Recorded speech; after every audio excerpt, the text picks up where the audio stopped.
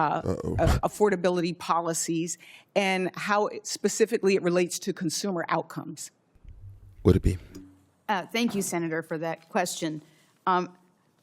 This administration, Chairman Carr, your focus on ending was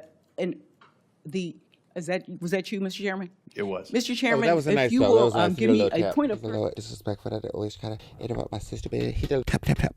Sometimes they go, Jasmine. They be mean to my sister. United we stand. Thank you. Thank you, Representative Crockett. We got some people that got to make some claims. I hate when they interrupt my sister. Stop interrupting. Hey, everybody. This is Dean F. M. Dean Fraser Milford here for your creature. What?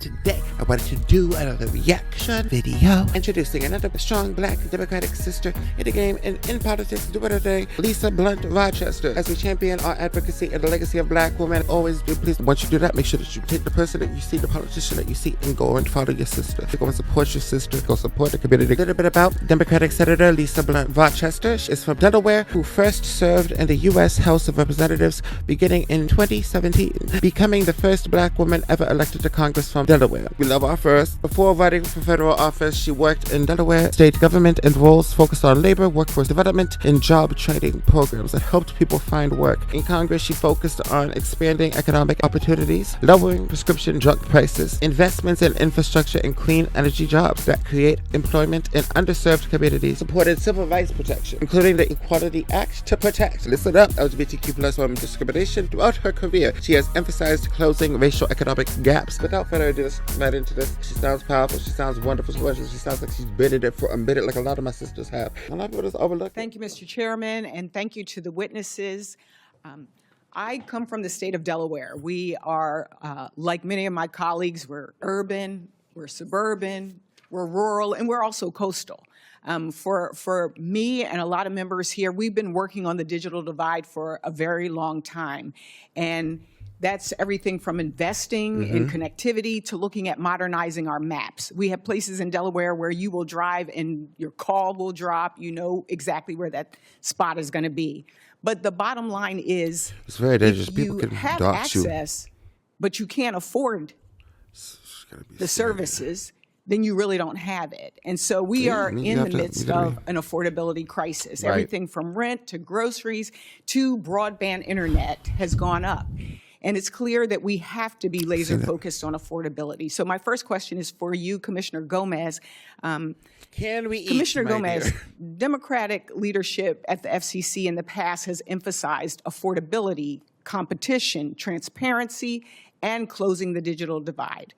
Commissioner, from your perspective, how do affordability policies under the previous Democratic-led FCC compare to the current administration's affordability policies and how specifically it relates to consumer outcomes? Would it be? Thank you, Senator, for that question. This administration has really lost its focus on consumer issues, and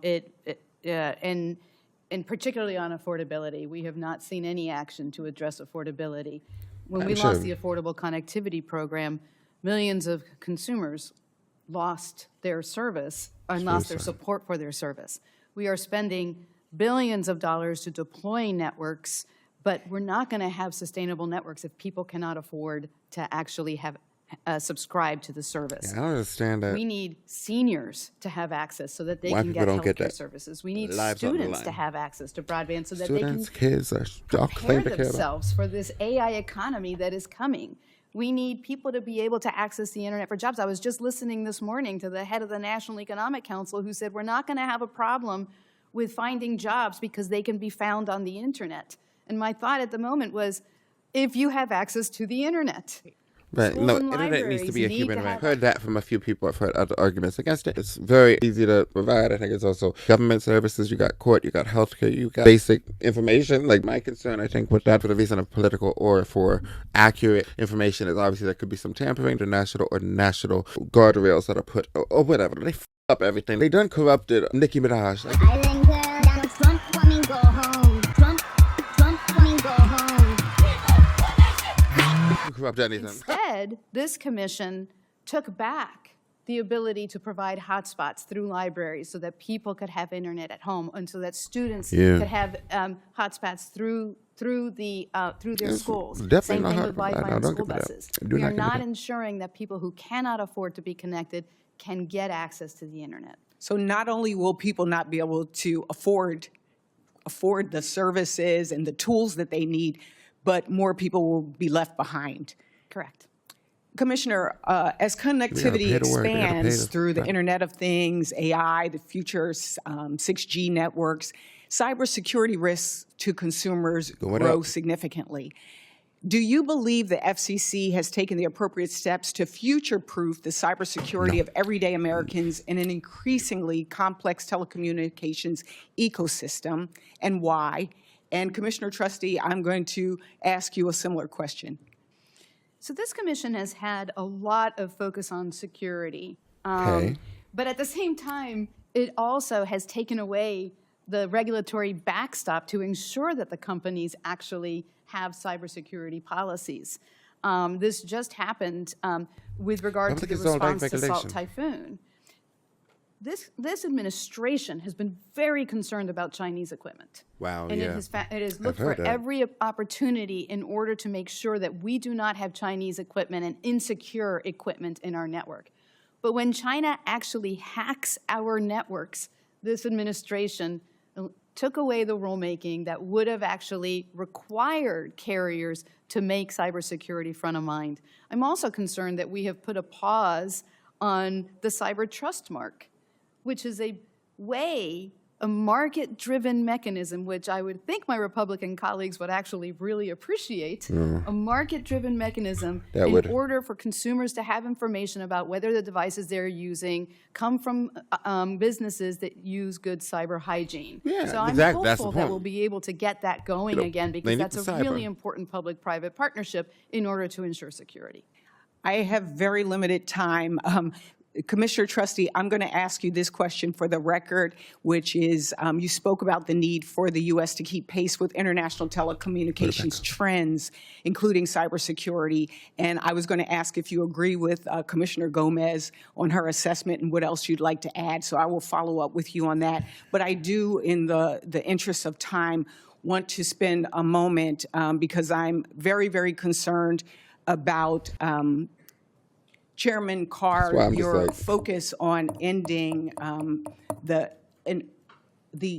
that you, Mr. Chairman? It was. Mr. Chairman, if you will give me a point of personal privilege, because every single member before me went over time, like every single Briefly, please. And, Thank you. I think you'll submit that for the record. I mean, Thank you. So I want to make sure that I say this on the record, because I think when Commissioner Gomez talked about private companies doing employment matters, these are employment matters, and your focus on diversity, equity, inclusion, and celebrating the real withdrawal of that, I think has had an impact on women, veterans, people with disabilities, religious minorities. And I will ask of the record for Commissioner Gomez to explain how conditioning FCC approvals on the elimination of DEI programs undermines job opportunities, weakens our economy, and our competitiveness. Thank you for your service. With that, I will yield back. Thank you. I love that disrespect for that. They always try to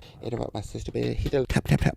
Sometimes they go, Jasmine, they be mean to my sister. United we stand. Thank you, Representative Crockett. We got some people that gotta make some plans. When they interrupt my sister, stop interrupting. I love my Democratic sister. I love black women. I love championing our advocacy and the legacy of black women. Go follow them and go show them love and go show them support and go show them backing and go rally around. Trait of a U.S. Have a nice day. I'll talk to you later. Bye-bye.